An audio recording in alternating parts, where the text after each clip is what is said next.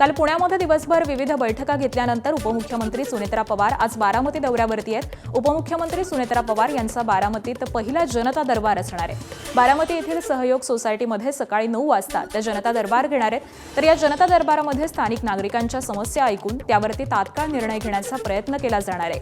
उपमुख्यमंत्री अजित पवारांप्रमाणे सकाळीच कामाला सुरुवात करण्याचा पायंडा हा सुनेत्रा पवारांनी देखील पुढे चालू ठेवलाय। आणि पुन्हा एकदा बातम्यांचा वेगवान आढावा घेऊयात। एमआयएम पक्षाचे विजयी नगरसेवक, जिल्हा परिषद सदस्य आणि पंचायत समिती सदस्य आज हैदराबादकडे रवाना होणार आहेत। पक्षाचे अध्यक्ष असदुद्दीन ओवेसी यांची भेट घेण्यासाठी हा दौरा आयोजित करण्यात आलाय। मोठं शक्ती प्रदर्शन करत माजी खासदार इम्तियाज जलील यांच्या नेतृत्वाखाली सर्व पदाधिकारी हैदराबादकडे प्रस्थान करणार आहेत। तर या दौऱ्यामुळे पक्ष संघटनेमध्ये नवचैतन्य येण्याची शक्यता ही व्यक्त केली जाते।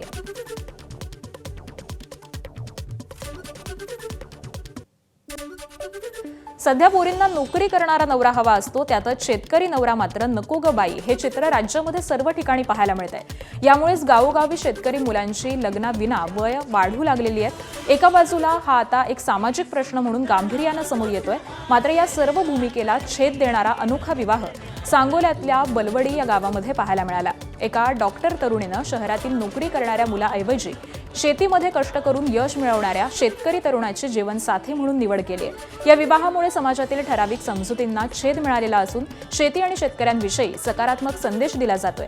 ही जोडी इतरांसाठी देखील नवा आदर्श ठरू शकते। तसं विचार करायला गेलं तर आता सर्व्हिसचा विचार करायला गेलं तर माझे पप्पा पण एक टीचर आहेत, ते पण गव्हर्नमेंट जॉब करतात, पण त्याच्यातून जेवढं भेटतं ते आम्हाला माहिती आहे, आम्ही घर कसं चालवतो त्याच्यातून। त्याच्यापेक्षा म्हणजे शेतीतून किती उत्पन्न भेटतं हे मला म्हणजे सांगितलं माझ्या घरच्यांनी की त्यांचं इन्कम किती येतं वर्षाचं। मग चांगलं आहे ना, नोकरीत असं मिळत नाही। हां, म्हणजे नोकरी करत असेल तर त्याच्याबरोबर आपण दुसरं पण काहीतरी कंबाईन करतो ना। मग जर शेती म्हणजे करावं लागतं, जेवढं जॉबमधून नाही भेटत तेवढं तिकडून भेटतं शेतीतून। मग स्थैर्य चांगलं मिळू शकेल असं वाटलं तुला? हां, तिचं व्यवस्थित होतंय, तिचं कल्याण होतंय, तिचं चांगलं होतंय म्हणल्यावर काय अडचण आहे? शेतकरी पोरींच्या बापासाठी तुम्ही काय आव्हान कराल? जी शेतकरी मुलांना नाकारतात अशांसाठी काय विचार कराल? जिथं मुलगा चांगला आहे, शेती चांगली आहे, स्वभाव चांगला आहे आणि तिथं द्यायला काहीच अडचण नाही ना। दृष्टीने एकदम अतिशय योग्य घेतले, अतिशय योग्य निर्णय आहे। तिला मुलीला विचारूनच सगळं केलेलं आहे। मुलांवर आम्ही पहिल्यापासून लहानपणापासून संस्कार केलेत की शेतातलं काम करायचं, प्रत्येक गोष्ट म्हणजे हे करायचं, जे शेती पण शिक्षण पण असं मुलांना आम्ही प्रत्येक वेळेस सांगितलं। सुट्टी दिवशी आम्ही मुलांना शेतात घेऊन जातो आणि आम्ही स्वतः शेती घरच्या घरीच करतो, शक्यतो ठराविक वेळेसच आम्ही रोजगारांना लावतो आणि त्यामुळे आमच्या मुलांना असं शेती अवघड वाटण्याचं काहीच कारण नाही, त्यामुळे आम्ही जावई शेतकरी स्वीकारला। आज प्रेमाचा दिवस व्हॅलेंटाईन डे या निमित्तानं जळगावमध्ये सुवर्णनगरीमध्ये अनेकांनी आपल्या खास व्यक्तींसाठी रोज गोल्ड खरेदीसाठी मोठी गर्दी केली।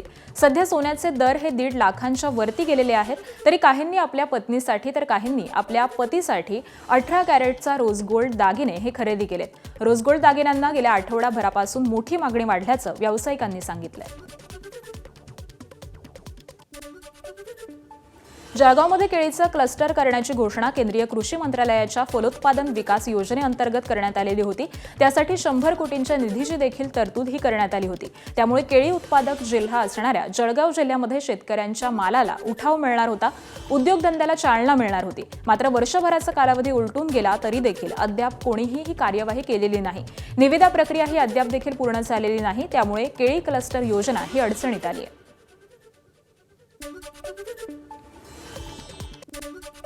बंजारा समाजाची काशी असलेल्या वाशिममधील पोहरादेवी इथं उद्या संत सेवालाल महाराजांची 287वी जयंती आहे। या निमित्तानं संत नगरी श्री क्षेत्र पोहरादेवी नगरी आकर्षक रोषणाईनं सजवण्यात आली आहे। राज्याचे उपमुख्यमंत्री एकनाथ शिंदे आणि संजय राठोड, मंत्री इंद्रनील नाईक यांच्यासह अन्य मंत्री देखील या कार्यक्रमासाठी उपस्थित राहण्याची शक्यता आहे। महाशिवरात्र निमित्तानं 8वं ज्योतिर्लिंग असलेल्या हिंगोलीच्या औंढा नागनाथ मंदिरामध्ये उद्या रात्री 8 वाजता 200 ड्रोनच्या सहाय्यानं भव्य लेझर शो साकारला जाणार आहे. हिंगोलीचे जिल्हाधिकारी राहुल गुप्ता यांच्या संकल्पनेतून हा ड्रोन शो अर्थात लेझर शो पहिल्यांदाच होत असून 5 किलोमीटर अंतरावरून सुद्धा शिवभक्तांना हा ड्रोनचा लेझर शो पाहता येणार आहे. तर साधारणतः 50 ते 20 मिनिटं चालणाऱ्या या ड्रोन शोमध्ये औंढा नागनाथ मंदिराचा इतिहास दाखवण्याचा प्रयत्न केला जाणार आहे. दरवर्षी 25 लाख शिवभक्त हे औंढा नागनाथ मंदिरामध्ये येत असतात. ही संख्या 50 लाखांपर्यंत जावी आणि पर्यटन वाढावं या उद्देशाने जिल्हाधिकारी राहुल गुप्ता यांनी हा अनोखा उपक्रम हाती घेतलाय.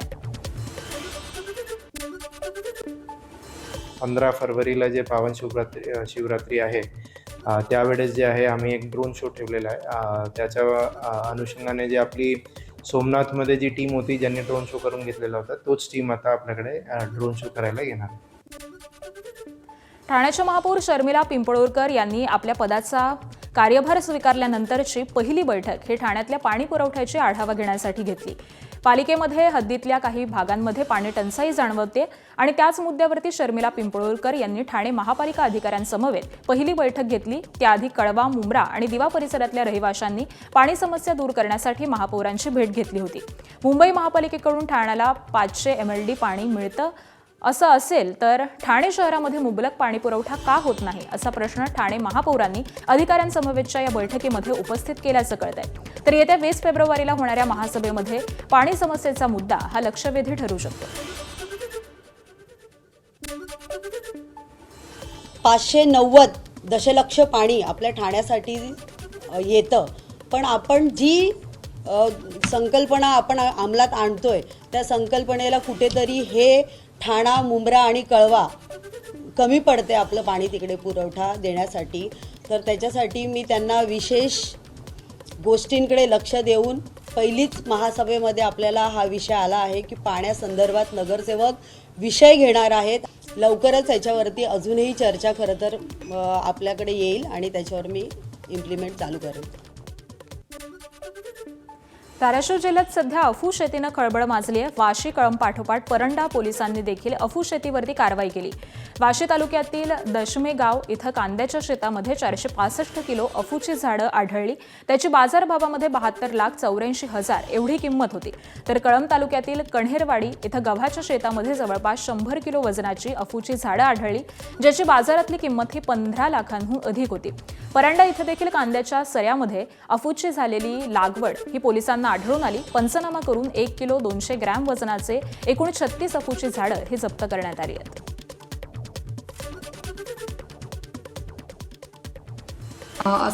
असं मिळाला की तिथे अफूची लागवड झालेली आहे.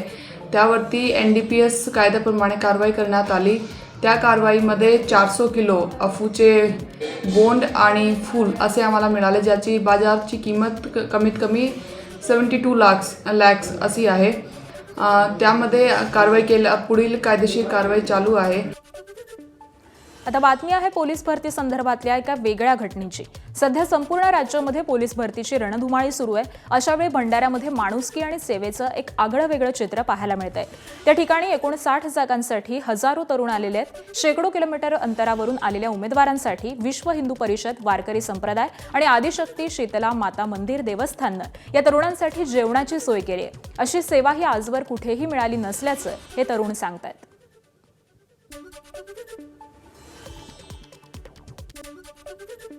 हा आमचा विश्व हिंदू परिषदेचा सेवा विभागाचा एक उपक्रम आहे. या माध्यमातून महाराष्ट्रातल्या येणाऱ्या कुठल्याही कानाकोपऱ्यातल्या कुठल्याही जातीपंथाच्या मुलामुलींना त्यांची सोय इथे व्हावी भंडारा जिल्ह्यामध्ये आणि त्यांना योग्य प्रकारे भोजन आणि पाणी रात्री निवासाची व्यवस्था व्हावी, या एकाच उद्देशाने आम्ही हे कार्य करतो. संजयजी पाचपोर महाराज आणि आमचे मोठे बंधू संजयजी एकापुरे यांच्या मार्गदर्शनात आम्ही दरवर्षी पोलीस भरतीला येणाऱ्या मुलांचा अन्नदानाची सोय आणि राहण्याची सोय आमच्या संस्थेतर्फे होते. मी मागच्या वेळेस भरती केलेली आहे, पण तिथं काही सुविधा उपलब्ध नाही होते. याच्यामुळं कसे पोरांचं ग्राउंड वगैरे चांगलं बसतं. समजा सुविधा ॲड केली भंडाऱ्याला शासनात सांगू शकतो मी की चांगली सुविधा आहे म्हणून. हा फर्स्ट टाइमच असा एकदम सुंदर अनुभव आहे आणि व्यवस्था खूप छान केली आहे इथल्या. मी अकोल्यावरून आली. बुलढाण्याच्या परतवाड्याहून पुण्याला निघालेल्या परतवाडा आगाराच्या बसमधील चालक हा मद्यप्राशन करून बस चालवत असल्याचा प्रकार समोर आलाय। त्यावेळी बस ही खामगाव बस स्थानकामध्ये पोहोचलेली होती। ही बस परतवाडा इथून पुण्याला निघालेली होती आणि त्यावेळी परतवाडा आगारामध्येच 2 बस चालक आणि 2 वाहक या बसमध्ये होते। यातील बस चालवणारा चालक आणि सहचालक हे दोघेही धावत्या बसमध्ये मद्यप्राशन करत होते। तर दारूच्या बाटल्या देखील या बसमध्ये आढळून आलेल्या आहेत। यावेळी पोलिसांनाही पाचारण करण्यात आलं। एबीपी माझानं या प्रकरणी जाब विचारल्यामुळे हा प्रकार उघडकीस आला आणि त्यामुळे प्रवाशांनी एबीपी माझाचे देखील आभार मानले। मालेगाव महानगरपालिकेतील समाजवादी पक्षाच्या नवनिर्वाचित उपमहापौरांनी आपल्या दालनामध्ये टिपू सुलतानाचा फोटो लावल्याचं समोर आलंय। या फोटोमुळे नव्या वादाला तोंड फुटलंय। शान ए हिंद निहाल अहमद या मालेगावच्या उपमहापौर आहेत। त्यांनी आपल्या दालनामध्ये टिपू सुलतानाचा फोटो लावल्यामुळे हिंदुत्ववादी संघटना या आक्रमक झाल्या। हा फोटो तात्काळ काढण्यात यावा अशी मागणी शिवसेनेनं केली आहे। फोटो न काढल्यास आंदोलनाचा इशारा दिलाय। तर दुसरीकडे निहाल अहमद यांनी मात्र फोटो लावण्याचं समर्थन केलेलं आहे। दरम्यान शिवप्रतिष्ठान हिंदुस्थाननं देखील या प्रकरणी आंदोलनाचा इशारा दिलाय। मनसे अध्यक्ष राज ठाकरे आणि त्यांच्या कार्यकर्त्यांनी अमराठी भाषिकांविरोधामध्ये केलेल्या कथित उद्देशपूर्ण वक्तव्यांच्या घटनांची माहिती मुंबई उच्च न्यायालयानं मागवलेली आहे। राज ठाकरे यांच्या विरोधामध्ये उच्च न्यायालयामध्ये दाखल याचिकेच्या सुनावणी दरम्यान याचिकाकर्त्यांकडून ही माहिती मागवण्यात आली। उत्तर भारतीय विकास सेनेचे राष्ट्रीय अध्यक्ष सुनील शुक्ला यांनी या प्रकरणामध्ये याचिका दाखल करून राज ठाकरेंवरती गुन्हा दाखल करण्याची मागणी केली आहे। याचिकाकर्ते सुनील शुक्ला यांनी आपल्या याचिकेमध्ये त्यांच्या कार्यालयाची मनसैनिकांनी तोडफोड केल्याचा आणि समाज माध्यमांवरती पोस्ट करून त्यांना धमकवण्याचा हवाला दिलेला आहे। नागपुरात शिवभोजन थाळी संचालकांचा रोष पाहायला मिळालाय। शिवभोजन थाळी संचालकांनी महसूल मंत्री चंद्रशेखर बावनकुळेंना घेराव घातला। शिवभोजन थाळी योजनेत गेल्या 10 महिन्यांपासूनची बिलं ही थकीत आहेत। राज्यामध्ये जवळपास 195 कोटी थकीत असल्याचा महिलांचा दावा आहे। तर या थकबाकीमध्ये लवकरात लवकर ही थकबाकी द्यावी या मागणीसाठी महिला आंदोलकांनी बावनकुळेंना घेराव घातला। दरम्यान या संदर्भामध्ये मुख्यमंत्र्यांसोबत बोलून लवकरच थकीत रक्कम देण्याचं आश्वासन बावनकुळेंनी दिलंय। आमचे आता 10 महिन्याचे 20 लाख रुपये आहेत। हे जर आम्हाला आता मिळाले नाही तर आमची पण परिस्थिती आत्महत्या करण्याची येऊ शकते। सध्या माझ्या नवऱ्याने आपले जे मेहनतीचे पैसे आहेत ते आम्ही बायांना देऊ 10 महिने झाले कम से कम आम्ही त्यांना चालवत आहे। 15 लाख रुपये आहे। मी 100 लोकांना दररोज जेव घालत असते। वेगळे वेगळे आहे ना, कोणते 75 आहे, कोणाचे 150 आहे, कोणाचे 100 आहे, अशा मार्फत थाळे आहे सगळ्यांचे। सरकारने आम्हाला सेंटर चालवायला जे दिलं आहे तर आम्ही आमचं काहीही करू। बायकांनी जसं सांगितलं सोनं गहाण ठेवलं आहे, कर्ज काढलेलं आहे, याला त्याला मागून आम्ही सेंटर चालवतच आहोत आणि चालवत राहू। आम्ही बंद करण्याच्या याच्या मार्गात नाही आहोत, पण आमचं म्हणणं असं आहे की आम्ही आता थकलेलो आहोत। रत्नागिरीच्या चिपळूणमध्ये ग्रंथदिंडी काढून ग्रामीण कृषी सहकार साहित्य संमेलनाचं उद्घाटन करण्यात आलं। आज उपमुख्यमंत्री एकनाथ शिंदे संमेलनाला हजेरी लावणार आहेत। वाणकी पालवण इथं कृषीभूषण डॉक्टर तानाजीराव चोरगे शिक्षण आणि संशोधन संस्थेमार्फत राज्यातील पहिलं ग्रामीण कृषी आणि सहकार मराठी साहित्य संमेलनाचं आयोजन हे करण्यात आलंय।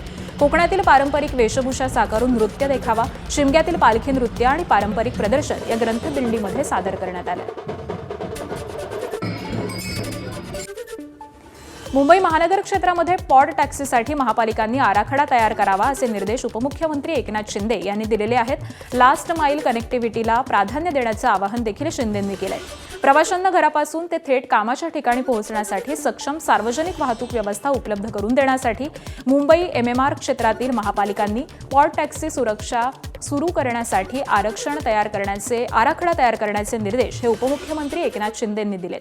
तर मेट्रो आणि लोकल प्रवासाला पूरक अशी पॉड टॅक्सी सेवा MMR मधील शहरांमध्ये सुरू करण्याबाबत सविस्तर आढावा घेतला गेला।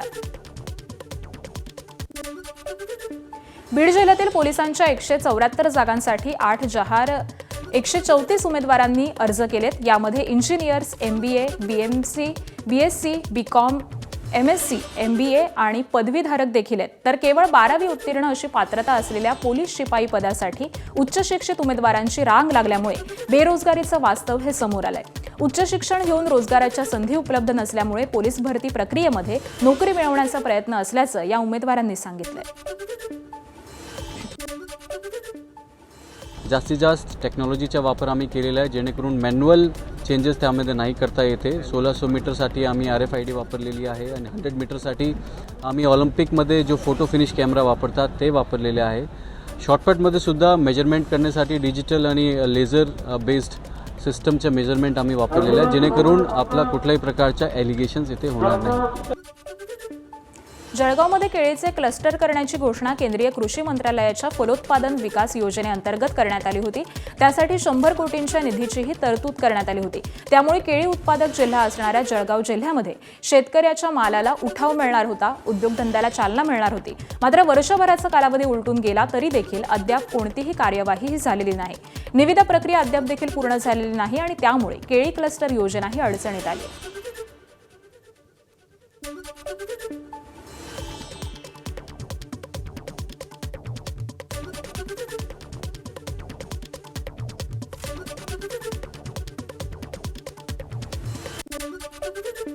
छत्रपती संभाजीनगरमध्ये एमआयएमनं जोरदार शक्तीप्रदर्शन केलंय. पक्षाचे नेते इम्तियाज जलील हे नवनिर्वाचित नगरसेवक आणि मोठ्या संख्येनं कार्यकर्त्यांना घेऊन हैदराबादच्या दिशेनं रवाना झाले. महाराष्ट्रातील स्थानिक स्वराज्य संस्थांच्या निवडणुकांमध्ये एमआयएमला मिळालेल्या घवघवीत यशानंतर हे नगरसेवक आता पक्ष नेतृत्वाची भेट घेणार आहेत. एमआयएमचे नेते आणि सर्व नगरसेवक हैदराबाद इथल्या पक्षाचं मुख्यालय असलेल्या दारुसलाम इथं पोहोचतील. तिथे ते महाराष्ट्रातील विजयानिमित्त दारुसलाम डे साजरा करणार आहेत. हे यशाचं सेलिब्रेशन थेट पक्षप्रमुख असदुद्दीन ओवेसी यांच्या उपस्थितीमध्ये होणार आहे. के अंदर इतना उत्साह है कि सिर्फ महाराष्ट्र नहीं बल्कि गुजरात, कर्नाटक, उत्तर प्रदेश, दिल्ली से भी लोग हैं तो वहाँ से गाड़ियों में निकले हुए हैं हैदराबाद के दारुसलाम डे को सेलिब्रेट करने के लिए. इसके लिए ऑलरेडी हमने अपना शक्ति दिखा चुके हैं. उसके अंदर मजलिस ने अपनी शक्ति क्या है ये अल्हम्दुलिल्लाह दिखा चुकी है. हमारे जाने का आज का मकसद यही है कि हम मजलिस इत्तेहादुल मुस्लिमीन के हमारे दोनों क़ायद जनाब बैरिस्टर असदुद्दीन अवैसी साहब, अकबरुद्दीन अवैसी साहब का शुक्रिया अदा करने के लिए कि अगर ये जमात नहीं होती तो आज हम किसी और का झंडा पकड़ के घूम रहे होते. एबीपी माझाच्या कॉफी विथ कौशिक कार्यक्रमामध्ये नृत्यांगना गौतमी पाटील सहभागी झालेली होती. सध्या व्हॅलेंटाईन वीक सुरू आहे आणि गौतमीचा व्हॅलेंटाईन कसा असेल याबाबत तिनं मुलाखतीमध्ये काय सांगितलंय बघूया. खरं तर व्हॅलेंटाईन चा दिवस आहे, व्हॅलेंटाईन वीक साजरा होतोय. तुझा व्हॅलेंटाईन कसा आहे? माझा अजिबात व्हॅलेंटाईन नाही आहे. ॲक्च्युली सगळं कार्यक्रमच असतात. बरं, जेव्हा केव्हा असेल तेव्हा तो कसा असेल? कदाचित त्यावेळेस खूपच असणार.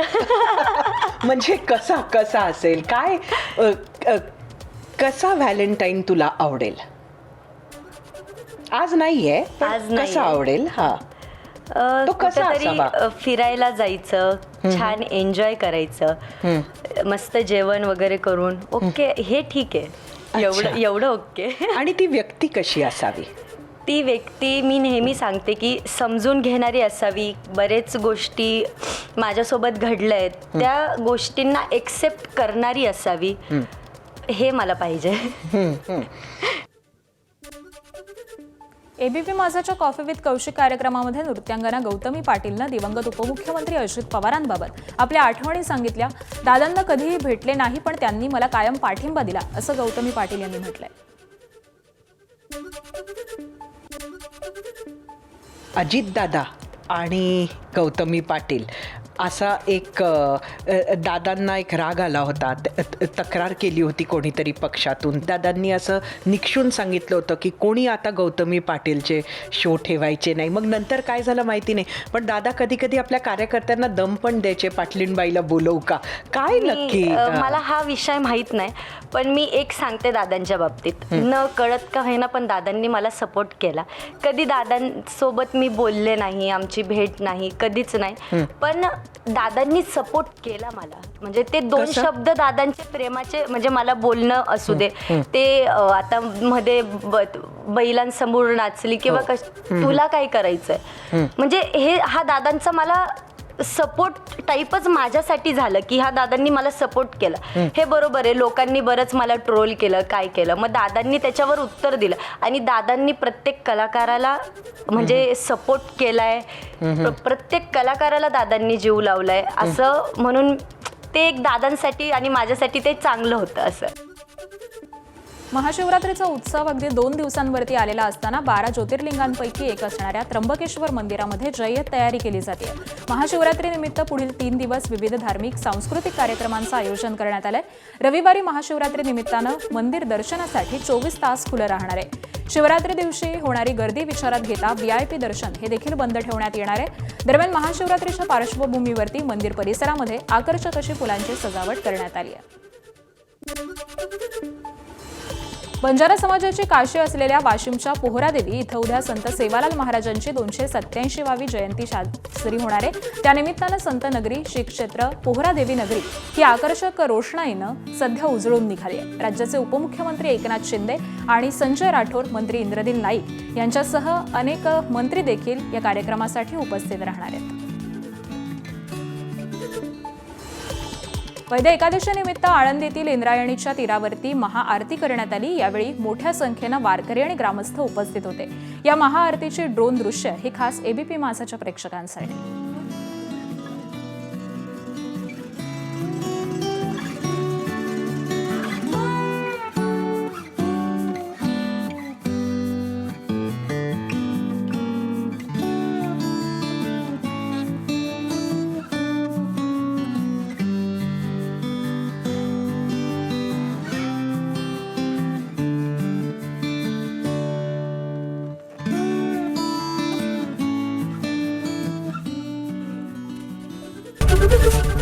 ABP माझा, उघडा डोळे बघा नीट.